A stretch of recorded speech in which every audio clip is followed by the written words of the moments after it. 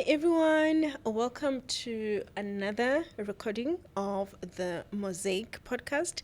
I am your host, Mpho Piane, Chief Economist at Alexforbes, and I am joined by the lovely, beautiful, stunning head of asset allocation, Mandisa Zavala. Thanks, Mandisa, for joining in this discussion. Absolutely. It's a great pleasure, Mpho. Good to see you again. Looking lovely as always. Oh, thank you, thank you. We are halfway through the year. Yes. Can you believe it? And What a I'm year. not too sure Yeah. how you're progressing on your New Year's resolutions. But, I know, one of the things that I haven't done so well on has been on books. So, usually I try to read one book a quarter. Yeah. I've already bought 4 books for the year, But the reading But part the reading part is a different story. Got you.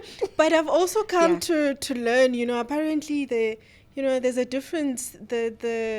We need to differentiate between a reading hobby and a Yes. book buying Yes. hobby. Those two can be different. So Yes. I'm But it's not still a too hobby. sure. Yeah. It's still a hobby. I'm not too sure whether I'm more on the book buying side or on Yeah. the reading side. But for my New Year's resolution, definitely lagging. But I'm pushing very hard to at least finish that one book. Okay.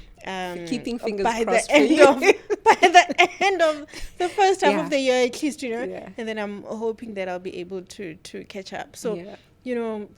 halfway through the year. We're still pretty much discussing the Middle East situation with the war having entered its 4th month, right? And Season 4. Season 4. Yeah. Season 4. Yeah. We've entered season 4, right? Which is a bit unreal.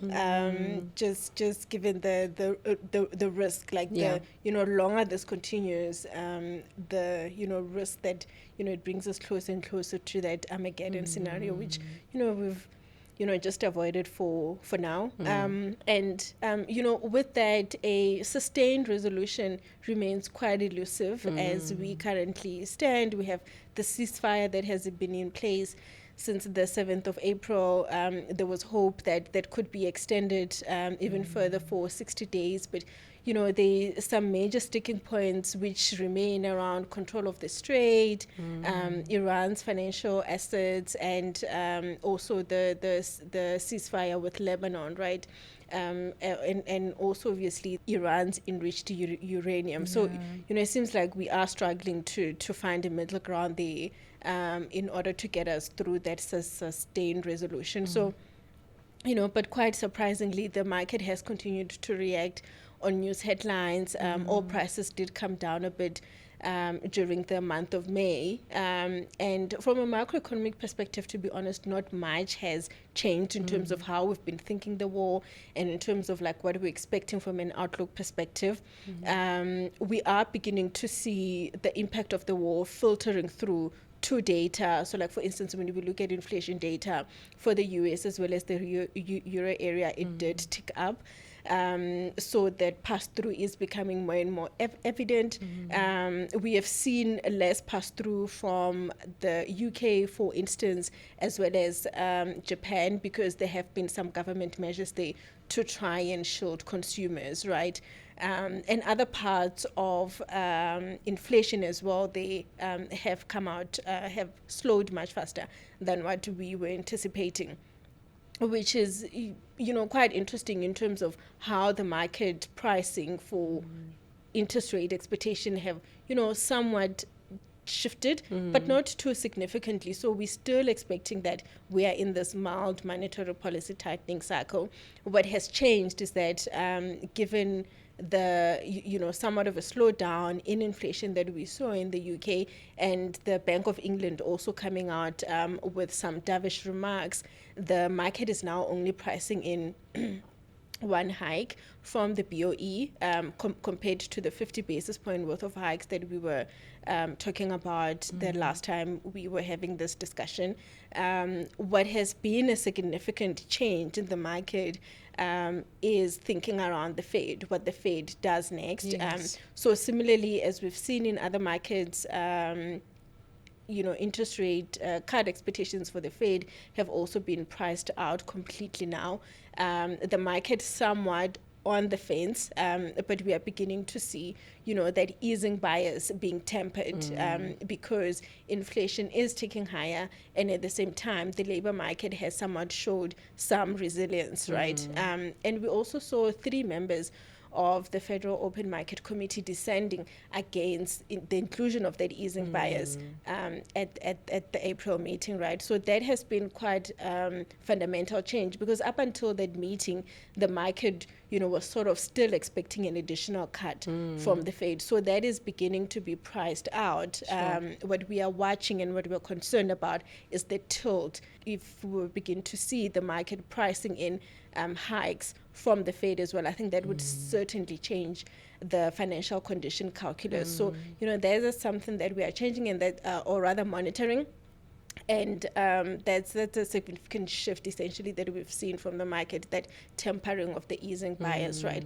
So from a macroeconomic perspective, I mean, I think to really just wrap up what I was saying is that not much has really changed. We still expect that mild monetary policy tightening. We are monitoring expectations relative to the Fed and the Fed's own communication as well. And just one last thing on the Fed, we can appreciate that conviction around the Fed in terms of what the Fed does next is also difficult, because we have this leadership changes with Kevin Walsh taking over the reins from Jerome Powell, right? So we still have to see what a Kevin Walsh Fed is going to look like, and which way it's going to lean. Is it going to tilt more dovish, or is it going to be the hawkish Walsh that we saw previously? Very difficult to say at the moment. So we certainly have to wait for that to play out, and it's no wonder the market is essentially sitting on the sidelines here. So our market's betting already which wash we're going to get. Poly markets, that is. Well, I haven't seen poly markets, for a while, given concerns around gambling. Yes. We don't have access to poly market here at Forbes, right? So I have to look at my what the poly market is saying there on my own PC, but I'm not too sure. I don't know if you have any insights there in terms of the way the market is leaning with regard to Kevin Walsh Fed. But, just to conclude, difficult to have conviction. They have to see how things play out. So, hence the market is sort of on the sidelines. But we will reassess and give an update the next time we meet. So that's from a macroeconomic perspective, right?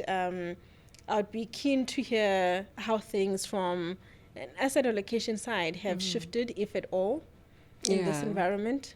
They definitely have, but only slightly so. And I think we are looking at a very short-term period, being from literally May, the last time we sat on these chairs, up until now. So we know that from an asset class perspective, the signals do take quite some time to completely shift in terms of regime change. But there are a couple of things that are important to sort of mention. Like you said, the market has been watching quite closely how the change of the Fed is, or the change in guard is going to likely play out. And I think I also don't have access to poly markets, by the way. Just for whoever's watching.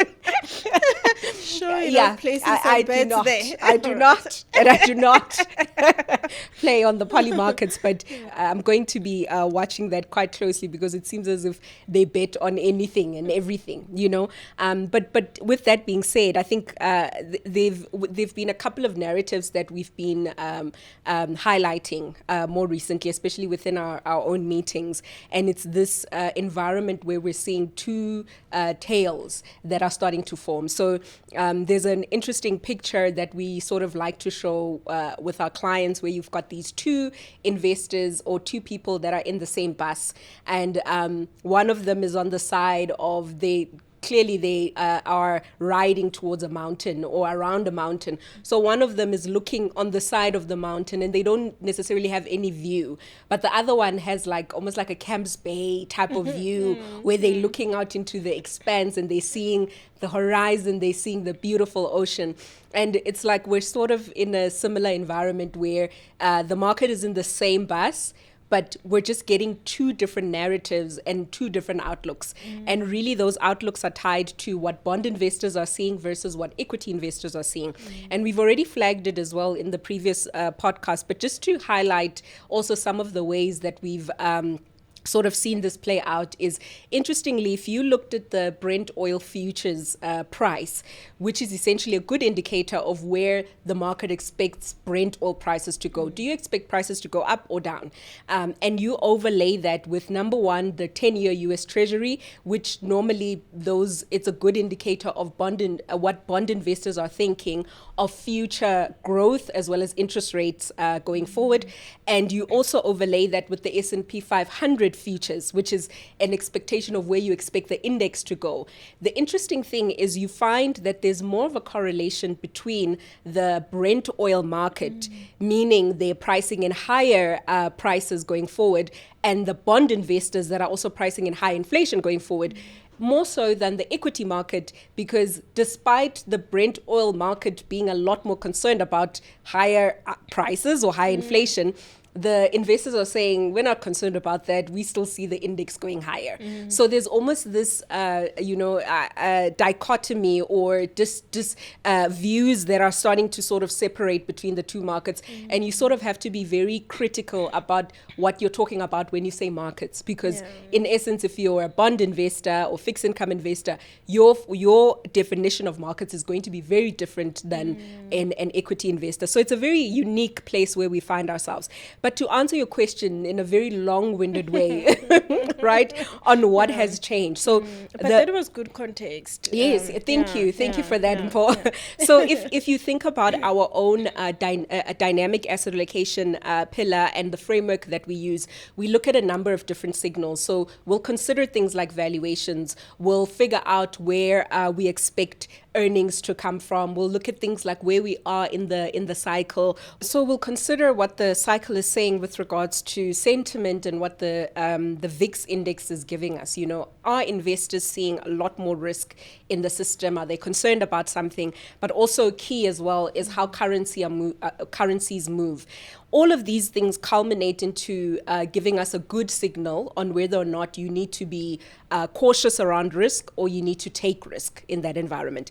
And I think from our May view, what we had seen from a valuations perspective was that we were seeing stretch valuations, particularly in the US. What we've seen now with new information that has come in is these expensive valuations signals have gone beyond the US now. We're actually starting to see a lot more expensive signals coming out of even emerging markets. But it's also interesting because there's also, again, a divergence there or dispersion there, because within emerging markets, you get regions like your Taiwan and South Korea that are expensive, which form a big portion of the emerging market index. But the rest of the index is actually fine outside of those. But nonetheless, I think this has sort of created a little bit more caution because, you know, you're actually experiencing a bit of a more expensive market than what we had. The economic cycle, as you've spoken to it, you know, there's some risks that are starting to present itself, which are worrisome for us, but they're not worrisome for the overall equities market. And the reason for this is because of the AI trade. The AI trade remains in vogue. We're seeing strong earnings coming out of AI corporates, and there's also still strong earnings guidance that is now being communicated towards even your 2027, 2028, 2029. I mean, that probably needs a whole podcast on its own. But in essence, we're seeing capex or money that's been sitting on, whether it's on the sidelines or investors are looking for areas to put money in, everyone is sort of going for artificial intelligence, and not only in developed markets but also in emerging markets. And that's propping up not only the equity cycle, but like you said, from an economics perspective, that seems to be something that's playing out. Business cycle, not much has changed. We still think we're more in the late cycle. We're seeing late cycle dynamics, so not necessarily a change with regards to that. If you look at sentiment, there has been some improvement on the back of AI. And the reason why sentiment is important is because this is not just forward-looking expectations, because you need to make a differentiation between, are analysts expecting good returns and are we getting good earnings prints? And the reality is we are getting good earnings prints, which is fueling this AI optimism. Expectations going forward, right? It's almost like this cycle that's feeding each other. But nonetheless, when it comes to that particular pillar, we are actually starting to become slightly more positive. But as I mentioned before, you've got valuations that is slightly cautionary, and this pillar that's more positive. So you need to balance those two. And from a currency perspective, we think there's two dynamics here. In the short term, this US exceptionalism trade that's playing out is likely to still be dollar positive. But over the longer term perspective, you want to be a little bit more cautious on that, because if you have an environment where the strait now opens up, which is our hope, it's our hope trade, where the strait opens up, you likely are going to start to see some of those dynamics that had started to play out at the beginning of the year return slightly, where you're seeing some form of relative dollar weakness. But as we stand from a dynamic asset allocation perspective, we're seeing a much more stronger dollar. So globally, the picture is still saying the same thing, because even some of these positive signals, like I've said, are being ruled out by the negative, the cautionary signals that are coming out from valuations. So it's essentially still advocating for an environment of selectivity. You still want to be invested in the market, but you still want to hold enough dry powder in the form of equities to protect yourself from that perspective. So it's a very interesting environment, and I don't know if we must tilt our conversation towards South Africa, but I'm definitely 100% interested to hear what the same sort of structure is looking like from an SA perspective. Yeah, I mean, I think that's a nice segue to start discussing South Africa and how the macroeconomic environment has changed. So from an SA perspective, firstly, we are beginning to see the impact of the Middle East war filter through into the data as well. So similar to, what I was saying about US inflation and Euro area inflation, inflation locally, increased to about 4% in April on the back of higher fuel prices. But what is concerning for us there is that we also did see an acceleration in services inflation. So, for us, that is worrisome, that you're not only getting this impact from fuel prices, but other components also, you're beginning to see that deterioration as well. And also concerning for us is the inflation outlook into next year, particularly food inflation, where, higher fertilizer prices, higher diesel prices will feed into higher input cost for the agriculture sector. That's quite worrisome. On the fertilizer side, there's concerns that not only are prices higher, but there could be shortages, and if farmers don't have fertilizer, that could affect crop yields going into next year. So quite concerning picture on the food inflation side. And essentially what that means is that when you're supposed to be getting that disinflationary impact from oil prices coming somewhat lower, you're not necessarily going to get that, because food inflation could tick high as well. So, quite a challenging inflation outlook. And what that essentially means for us from a monetary policy perspective is when we were having the discussion in May, we indicated that we, expect the SARB to hike by about 50 basis points, and we wouldn't be surprised if the first hike comes in as early as the May meeting, and we certainly did see that. But given the deterioration in other components of inflation, we are worried that we may actually have to add more hikes on the SA side. So, that's just something that we are monitoring, which certainly shifts the discussion from a mild monetary policy tightening cycle to a bit more hikes being added in. Yeah, but it remains something we are monitoring, as you said. With regards to the Strait, there is a two-way risk, right, to the macroeconomic outlook. Certainly, if those dynamics around the Strait do not change, it pushes us further and further into that Armageddon scenario. But if things also change, the oil outlook could be somewhat better, depending on whether you are able to get faster production increases or not, right? Yeah. So quite a fluid situation, which we are continuing to monitor, but that is worrying us, that we are beginning to see other components of inflation also deteriorating, which may necessitate more hikes from the SARB. So, that is how we've been thinking about it. And then from a, again, market perspective, DAA perspective, essentially, what would that mean for you? And what has anything changed essentially since the last time we talked? I mean, like you said, any environment that's going to result in the SARB hiking is not going to be, especially hiking excessively, is not going to be great for the man on the street, right? Because I think that also is a differentiator. But on the other side, it becomes positive if you have investments and you don't want inflation to eat into your investments. And of course, the really, really poor class where, they are directly affected by inflation. So the conversation is definitely one that is interesting. I think I've been involved in more conversations with my friends and family on inflation than I've ever actually in my career, which is interesting now. People actually want to understand these dynamics. But to your point, I think it's definitely something that has come in and shifted our or introduced definitely some upside risks on that economics pillar. On the SA side, it is slightly negative now than it was in May. Already in May, we were contending and debating internally the fact that we were going to get 50 basis point hikes, and well done. You readied us for that.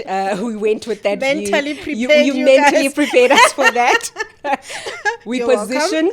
Yes, we positioned in kind to expect that, and so it was definitely not a shock to us because we were already expecting the hike that came in because of you and the great work that you and your team have done.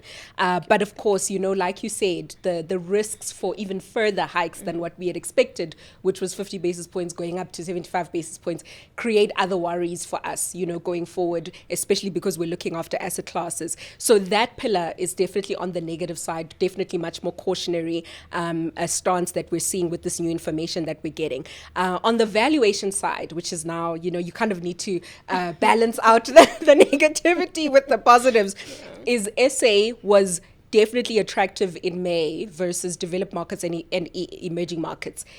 New information that's come onto the board has actually shown even more favorable, signals where South Africa remains quite attractive still, to the global investors. I think one of the things that are key here, because you need to also overlay this global theme that's playing out in AI. The question we might get is, but AI is what is driving earnings and it's what's driving expectations going forward. How is SA really going to benefit? We only have 10 cents in process there.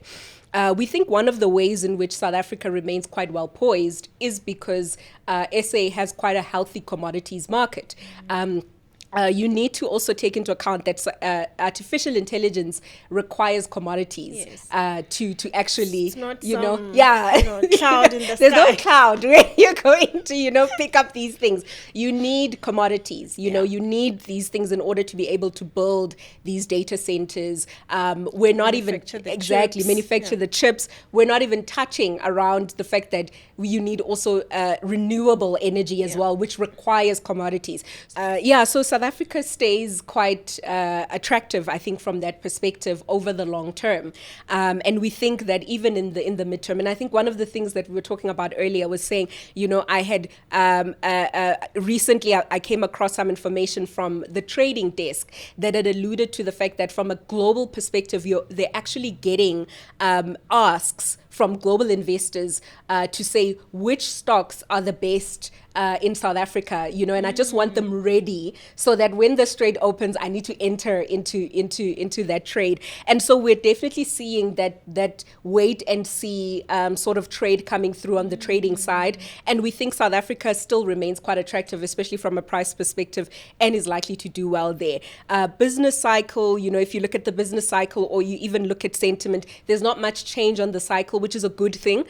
You don't want it to start deteriorating, but like you said, there are risks to that forecast, and sentiment again is quite positive on the back of what I've just kind of spoken about. The fact that global investors are still keeping an eye on South Africa. They may have disinvested in some of the stocks earlier on, but they are actually waiting for entry points and just those catalysts to go in. I think the other thing also that's keeping it well bid there is the some stability on the political front, which we keep our fingers crossed going into the second half of the year, but also just the cycle also from a lot of the reforms that we were looking at still actually remains quite positive. And then currency, I think we still are benefiting from quite a strong terms of trade. Yes, it may weaken if things get out of hand, but where we stand today, I think there's the pressure is being cushioned by the fact that we're still kind of well bid in that regard. So on a balance of probabilities, we're less worried about South Africa than we would have been in an environment where